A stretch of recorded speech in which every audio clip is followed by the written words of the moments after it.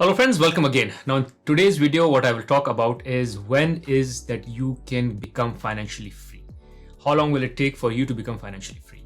Now what I mean by financially free is not retiring. What I mean by financially free is that you having the opportunity to not work for money anymore. What do I mean by that is that you can choose to do whatever you want, whenever you want, however you want, with whoever you want. Like currently you may be stuck in a 9 to 5 rut where you are subject to being at a workplace from 9 to 5, report to your manager, work on projects which your manager wants you to work on, and all of that. This is not freedom. This is you being enslaved to a job and employer.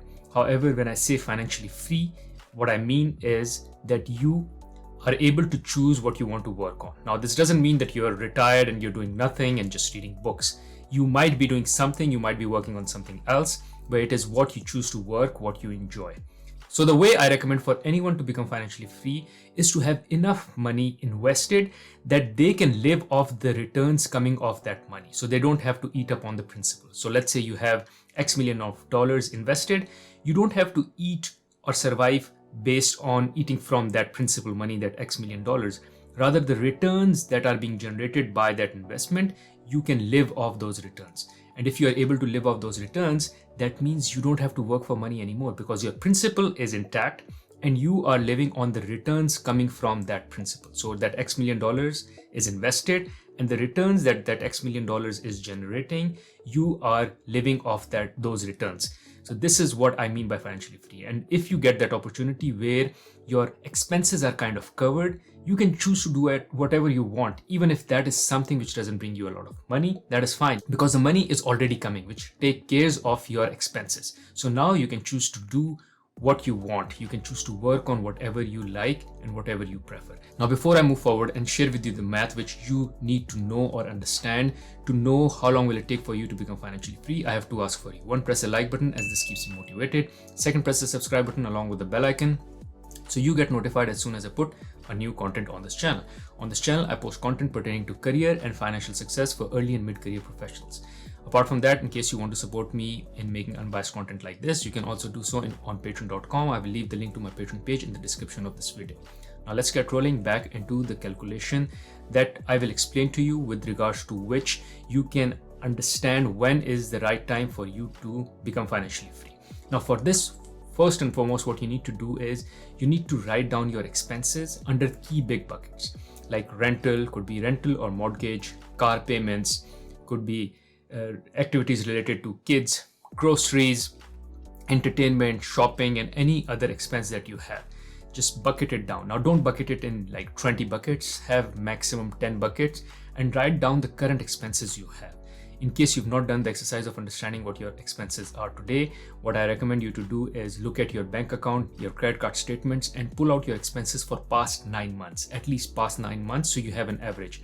Because there are certain months when you spend high, there are certain months you spend low because there is a vacation coming in and so on and so forth, or there are times when you buy a grocery in bulk, so your grocery for one particular month may be higher than the other month. So take 9 months or even better, take 12 months average. So go check your credit card statements, and assuming you spend most of the stuff through your credit card, it would be very easy to take all those statements and break your spending for the past 9 to 12 months into those buckets. Now, in case you don't spend everything through credit card, in that case, what I recommend is take another 3 months, spend as the way you would spend normally, and then take data or information from those 3 months, including cash spending and credit card spending, and create or allocate those expenses in those buckets. So what essentially you need to know is on average, how much do you spend today under each of those buckets? Now what you need to do is now you need to picture yourself a couple of years ahead, which is when you think you should be financially free.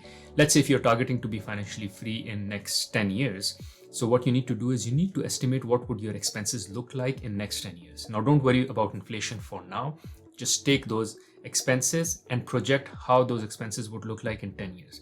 What I mean here essentially is, let's say car payments. Maybe you start owning your cars and you don't have to pay car payments anymore because by the time in next 10 years, your car payments will be done. Second could be house payments. Maybe by the time you are 10 years forward, you don't have any more house payments. Another important one which should drastically change is your expenses related to your kids' activities. So because kids will kind of grow up and will start owning their own life and start earning themselves. You don't have to pay for their activities and for their stuff. Similarly, shopping could reduce as well because kids would be out. Grocery could reduce as well because kids will be out, so you don't have to pay for their groceries. So use the current base expenses and project what they would look like in next 10 years.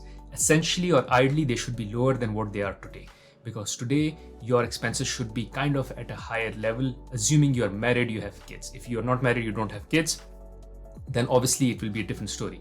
But in that case, probably you may not be able to achieve financial freedom in the next 10 years, and you may need slightly more time because you're young, you may not have a lot of savings yet. But let's say if you're someone like me who's in their late 30s, who has a family, married, has 2 kids, I can easily project financials 10 years down the lane by adjusting for kids, especially adjusting for my car payments and probably slightly adjusting for my house payments. Now, my house may not get fully paid in the next 10 years. However, I can assume certain amount of reduction in the payments because I may be downsizing. Because once I don't have kids with me in the house, I may choose to go on in a smaller house versus keeping the big house that I have now, because I have 4 family members, and eventually when I am reduced to 2 family members, maybe I go and downsize to a smaller house. So take into account everything and then project your expenses in the year when you want to, or when you expect yourself, or you think that would be the right year for you to become financially free. Now, this is kind of an estimation. You don't have to be very perfect with it. Usually project 5 years, 10 years, 15 years, 20 years, that kind of big leaps and big jumps. So now once you have these expenses laid out, multiply it by 12. So you have annual expense, not just for the month, but rather you know how much would you need to spend in a year's time in that particular age or at that particular time of your life. So multiply that amount by 12. Let's say your expense per month came out to be $6,000. So let's say it is $8,000 today, and you project it to be $6,000 during the time when you think you want to be financially free. Multiply it by 12, which means $72,000. So you need $72,000 annually. That would be your expense. So let's say for me, if I am 40 years old now, at age 50, I would need $72,000 if I project that my expenses at age 50 would be somewhere around $6,000. So I multiply 6,000 with 12 to reach $72,000. So annually I would require $72,000. So I would require my investments to generate $72,000 every year so that I can live off my investments returns as against eating into my principal investment. Now, for me to know how much should be invested or how much should I keep invested in order for me to earn returns of $72,000, what I need to do is I need to multiply $72,000 with 25. Which gives me $1.8 million. So essentially I need $1.8 million invested in property or stocks so it can generate $72,000 in return, of which I can live. That is when I would be financially free. So if I have $1.8 million which is invested, I would be financially free in that particular year. So essentially what I need to do is I need to generate savings worth of $1.8 million that I can invest, and hence I can earn a return of $72,000 on that 1.8 million investment. Now the $72,000 is essentially 4% return. So you are expecting that by the time you retire on your investment, you would be earning on average 4% return. So this 4% return is derived primarily from the returns that the stock market has delivered, especially S&P 500 in past 20 to 30 years, which has been in the north of 10%.